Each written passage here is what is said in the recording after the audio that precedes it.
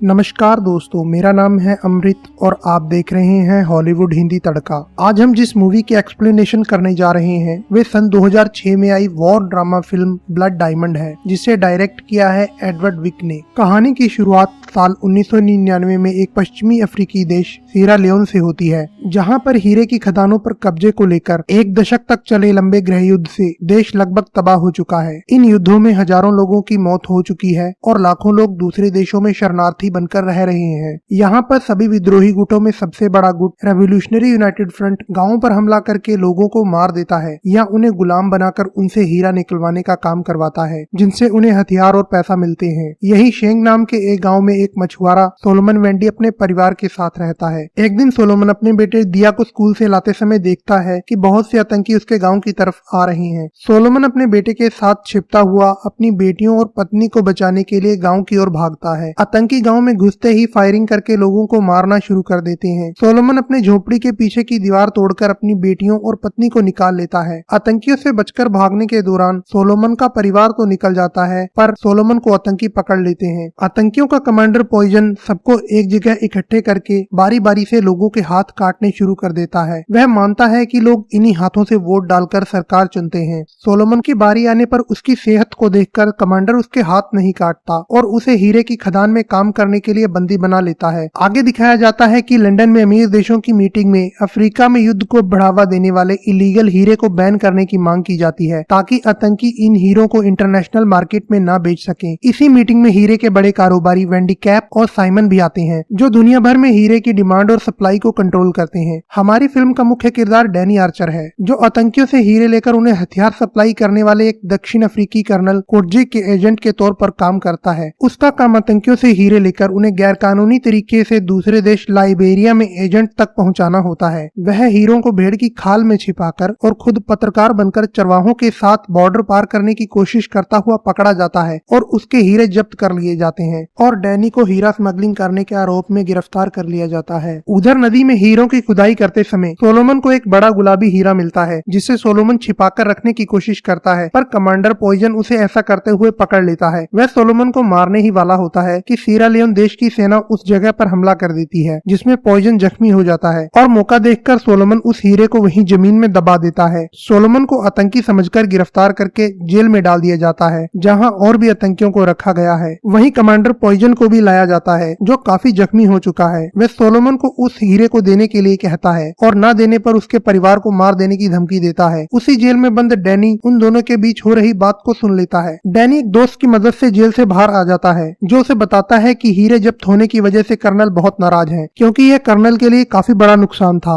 और अब वह उससे उनकी वसूली करेगा। डैनी अपने दोस्त को सोलोमन और उसके गुलाबी हीरे के बारे में बताता है और कहता है कि मैं उस हीरे के जरिए खुद वेंडी कैप कंपनी से सौदा करूंगा, जिसमें उसके बॉस कर्नल का कोई हिस्सा नहीं होगा। इसके बाद डैनी एक छिपाए गए हीरे को सस्ते में बेचकर सोलोमन को जेल से बाहर निकलवा लेता है, जिसके बारे में कर्नल को भी उसके आदमी के जरिए पता लग जाता है। एक दिन एक बार में डैनी को एक अमेरिकी पत्रकार मैडी बोवन मिलती है, जो उसे बातों ही बातों में वेंडी कैप के इलीगल हीरे के कारोबार के बारे में पूछती है। डैनी को उसके पत्रकार होने का पता लगते ही डैनी वहाँ से जाने लगता है। मैडी उसे कहती है कि पिछले 5 साल से सीरा लियोन देश ने एक भी हीरे का एक्सपोर्ट नहीं किया है, पर यहाँ पर हीरे की खदानें लगातार चल रही हैं। पर इसके उलट इसके पड़ोसी देश लाइबेरिया से हीरे का एक्सपोर्ट रिकॉर्ड मात्रा में हो रहा है, जहाँ से हीरे वेंडी कैप जैसी कंपनियों को सस्ते दामों में मिल जाते हैं। वह डैनी से रिक्वेस्ट करती है कि वह वेंडी कैप कंपनी के काले कारोबार के बारे में उसे बताए, पर डैनी उसे उल्टा सीधा बोलकर वहाँ से चला जाता है। वहीं दूसरी ओर सोलोमन वेंडी अपने परिवार को जगह जगह कैंपों में खोज रहा होता है, जो कि आतंकियों से बचते फिर रहे हैं, पर सोलोमन के बेटे दिया को आतंकियों ने पकड़ लिया है। डैनी का बॉस कर्नल कोटजी डैनी को मिलने के लिए बुलाता है। वह डैनी को कहता है कि काफी सालों से उसने डैनी की परवरिश की है, पर डैनी अब उसे साइड में करके खुद डील करने की कोशिश कर रहा है। उससे पिछली बार जो हीरे बॉर्डर पर जब्त हुए थे, अब वह उसकी भरपाई उस बड़े गुलाबी हीरे से करेगा। डैनी उसे झूठ बोलकर कहता है कि अगर कोई ऐसा हीरा उसे मिला होता तो वह हमेशा के लिए अफ्रीका को छोड़ देता। कर्नल अपनी मुट्ठी में मिट्टी को उठाकर डैनी को कहता है कि यह मिट्टी ही तुम्हारा घर है और तुम कभी अफ्रीका नहीं छोड़ पाओगे। कर्नल के कहने का मतलब होता है कि डैनी हमेशा के लिए कर्नल के लिए ही काम करता रहेगा। अब डैनी वापस आकर सोलोमन से मिलता है और उसे हीरे के बारे में पूछताछ करता है, पर सोलोमन उससे बात करने से मना कर देता है। दूसरी तरफ दिखाया जाता है कि कैप्टन पॉइजन के आतंकी बहुत से छोटे बच्चों और टिया का ब्रेन वॉश करके और नशे करवाकर जबरदस्ती उनसे कत्ल जैसे अपराध करवाते हैं। दूसरे दिन आरयूएफ के आतंकी सीरा लियोन की राजधानी फ्रीटाउन पर हमला करने की तैयारी कर चुके होते हैं। डैनी दोबारा से सोलोमन को मिलकर हीरे के बारे में पूछताछ करता है और उसे आजादी और पैसों का लालच देता है। डैनी उसके लिए उसके परिवार को ढूंढने की बात भी कहता है। इतने में RUF के आतंकी शहर पर हमला कर देते हैं। डैनी और सोलोमन जान बचाकर वहां से भागते हैं। आतंकियों की अंधाधुंध फायरिंग और बम हमलों में कई लोगों की मौत हो जाती है, पर किसी तरह से डैनी सोलोमन को बचाकर वहां से निकल जाता है। आतंकी सीरा लियोन की सेना के आखिरी सुरक्षा घेरे को नष्ट करके राजधानी को अपने कब्जे में कर लेते हैं। किसी तरह से बचते बचाते डैनी सोलोमन को वहां से निकालकर गवर्नमेंट के कंट्रोल वाले इलाके में ले आता है। वहां के कैंप में डैनी पूछताछ करता है, पर उसकी बात को वहां कोई नहीं सुनता। कोई और चारा न दिखने पर डैनी मैडी बोवन को वेंडिकैप कंपनी के बारे में खबर देने के लिए तैयार हो जाता है, पर उसके बदले में वह सोलोमन के परिवार का पता करने के लिए कहता है। पर मैडी समझ जाती है कि डैनी जैसा स्वार्थी इंसान सोलोमन का जरूर इस्तेमाल कर रहा है, पर इसके बावजूद भी मैडी खबर के बदले में उसकी मदद करने के लिए तैयार हो जाती है। वह डैनी और सोलोमन को हेलीकॉप्टर के जरिए गिनी देश में बसे रिफ्यूजी कैंप में ले आती है, जहां सोलोमन को उसकी पत्नी और बेटी मिल जाती है। पर उसकी पत्नी बताती है कि उसके बेटे दिया को आतंकी पकड़कर ले गए हैं। सोलोमन यह बात सुनकर बहुत ज्यादा दुखी हो जाता है और अपने बेटे को ढूंढने के लिए डैनी के साथ वापस चला जाता है। मैडी को सोलोमन के हीरे और डैनी से उसकी डील के बारे में पता चलता है, जिससे मैडी डैनी पर बहुत ज्यादा गुस्सा हो जाती है। पर डैनी उसे कहता है कि यह हीरा ही सोलोमन के परिवार की आजादी और मेरा अफ्रीका से छुटकारा है। वह मैडी को बताता है कि कैसे उसके हीरे को लाइबेरिया में स्मगल करने के बाद वहां के एजेंट हीरो को मोनरोविया पहुंचा देते हैं, जहां रिश्वत देकर इन्हीं हीरो को एक्सपोर्टेड हीरे में बदल दिया जाता है और बाद में इन हीरो को भारत भेजकर खराब क्वालिटी के हीरो की जगह इन हीरो को मिला दिया जाता है और इस तरह हीरो को लीगल कर दिया जाता है। डैनी कहता है कि वेंडिकैप कंपनी हीरो की सप्लाई पर बहुत सख्त कंट्रोल रखती है ताकि इनकी डिमांड ऊंचे दामों में बनी रहे। सभी हीरे वेंडिकैप कंपनी एक अंडरग्राउंड लॉकर में रख देती है और उन्हें जानबूझकर बाजार में नहीं उतरने देती ताकि कीमत कम ना हो जाए। इसके उलट आतंकी खरबों डॉलर के हीरो को बाजार में बेचना चाहते हैं, पर वेंडिकैप कंपनी जो कहती है कि हीरा बमुश्किल मिलने वाली महंगी चीज है, आतंकियों को बाजार में हीरे उतारने नहीं दे सकती, तो वे गवर्नमेंट और बागियों को हथियार बेचकर ऐसी परिस्थितियां पैदा कर देते हैं ताकि देशों में जंग चलती रहे और उनके हीरो की सप्लाई भी बनी रहे और डिमांड भी कम ना हो। डैनी मैडी को सारे सबूत लिखित में दे देता है और कहता है कि अगर मेरे हीरा ढूंढने से पहले तुमने यह खबर चला दी तो वेंडिकैप कंपनी के लोग मुझे मार डालेंगे। इसके बाद सोलोमन और डैनी मैडी की मदद से हीरे की खदान की तरफ चल पड़ते हैं। वे दोनों प्रेस के काफिले में शामिल हो जाते हैं। थोड़ी दूर चलने पर उनके प्रेस के काफिले पर हमला हो जाता है। डैनी बहुत बहादुरी से मैडी और सोलोमन को बचाकर वहां से निकाल लेता है। वहां से वे एक लोकल कबीले के पास पहुंचते हैं, जिनका चीफ युद्ध के हालात झेल चुके बहुत से बच्चों को फिर बसने में मदद करता है और उनकी पढ़ाई लिखाई की जिम्मेदारी उठाता है। वहीं मैडी डैनी को उसके बचपन के बारे में पूछती है। डैनी उसे बताता है कि वह अफ्रीका के रोडेशिया में पैदा हुआ था,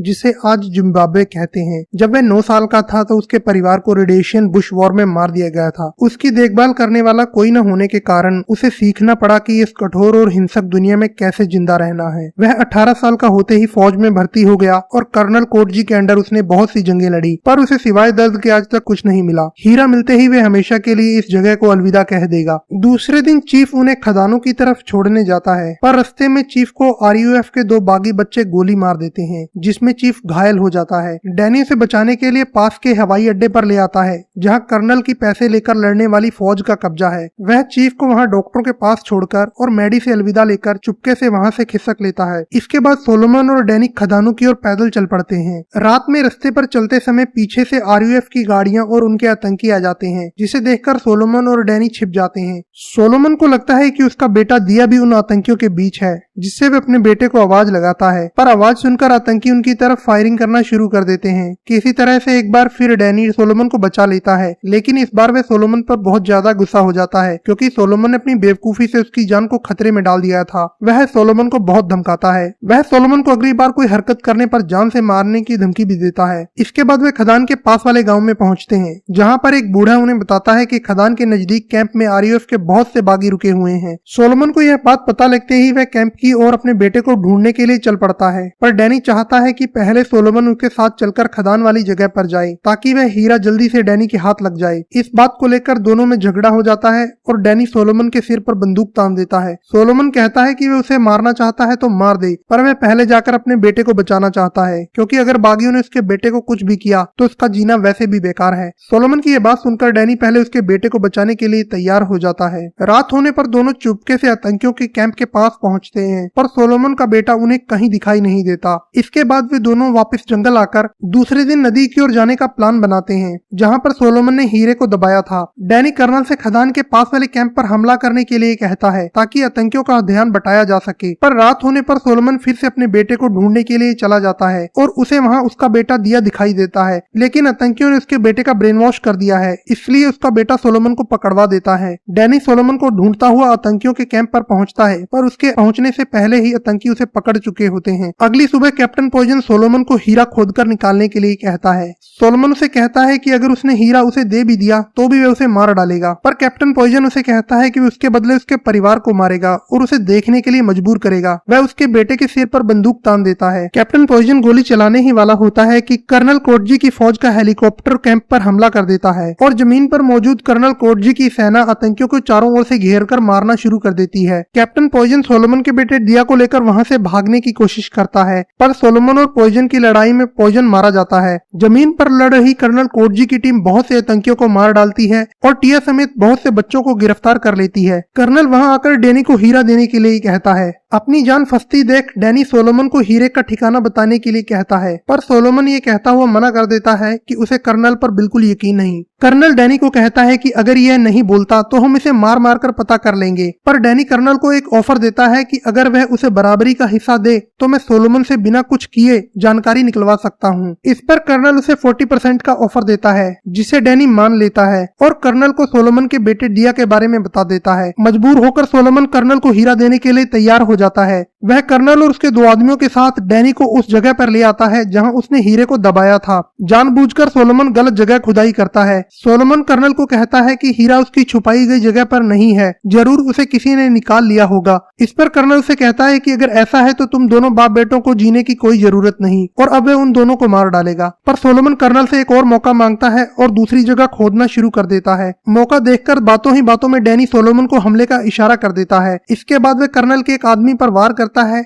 जब कर्नल अपनी बंदूक डैनी की ओर करता है तो सोलोमन कर्नल के हाथ पर फावड़े से वार करता है, जिससे डैनी कर्नल और उसके 2 आदमियों को वहीं मार गिराता है। पर कर्नल और डैनी की लड़ाई में एक गोली डैनी को भी लग जाती है। वह सोलोमन को जल्दी से हीरा खोदने के लिए कहता है। सोलोमन जैसे ही जमीन से हीरा निकालता है, उधर कर्नल की फौज उन तीनों पर हमला कर देती है। डैनी उन दोनों को बचाकर वहां से भागने लगता है और अपने दोस्त को सैटेलाइट फोन से कॉल करता है, जो कि पास ही की पहाड़ी पर बनी हवाई पट्टी पर जहाज उतारकर उनका इंतजार कर रहा होता है। डैनी को गोली लगने और उसका बहुत सा खून बह जाने के कारण अब उससे चला नहीं जाता, तो सोलोमन उसे उठाकर पहाड़ी चढ़ने लगता है। अपना अंत नजदीक जानकर वह आगे जाने से मना कर देता है और हीरा वापस सोलोमन को देकर उसे मेडी का कार्ड देकर उससे कांटेक्ट करने के लिए कहता है। वे वहीं रुककर कर्नल के सैनिकों को आगे जाने से रोकता है ताकि सोलोमन उसके बेटे को निकलने का समय मिल सके। वह मेडी को कॉल करता है और उसे सोलोमन को मिलकर उसकी मदद करने का वादा लेता है। वहीं डैनी का दोस्त सोलोमन और टिया को लेकर हवाई जहाज से निकल जाता है। डैनी हवाई जहाज को जाते देख बहुत खुश होता है और वह मेडी से सोलोमन को लंदन लाने की बात कहता है ताकि वह हीरा वेंडिकैप कंपनी तक पहुंचाया जा सके और मेडी को वेंडिकैप के खिलाफ सबूत मिल सके।